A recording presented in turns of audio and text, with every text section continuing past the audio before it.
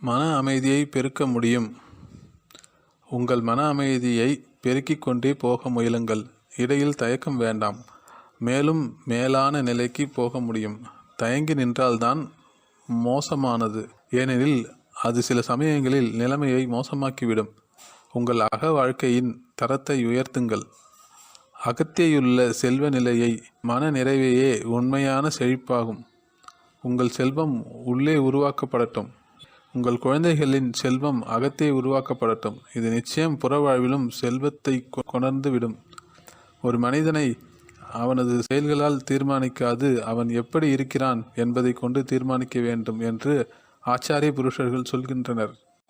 அனைத்து லௌகிக ஆவல்களையும் விடுங்கள். அதன் இடத்தில் ஆன்மீகத்தில் வளர்ச்சியடைய, துறவில் வளர்ச்சியடைய விரும்பும் ஆவலை வளருங்கள். எல்லா சிறிய ஆசைகள் மற்றும் ஆவல்களை இந்த ஒரு லட்சியத்தினால் இடப்பெயர்ச்சி செய்யுங்கள். ஒரு முறையான லட்சியத்தை உங்கள் முன் வைத்து கொண்டால் அதன்பின் உங்களுக்கு நீங்களே உண்மையாக இருக்க ஆரம்பியுங்கள். சிந்தனை, சொல், செயலுக்கிடையே மேலும் மேலும் ஒற்றுமையை கொண்டு வாருங்கள். நீங்கள் சொல்வதை செய்யுங்கள். எல்லா போலித்தனத்தையும் விட்டுவிடுங்கள். உங்கள் வாழ்விலிருந்து எல்லா போலித்தன்மையையும் அகற்றுங்கள். மன அமைதியின் முக்கிய பகைவன் போலித்தன்மையாகும்.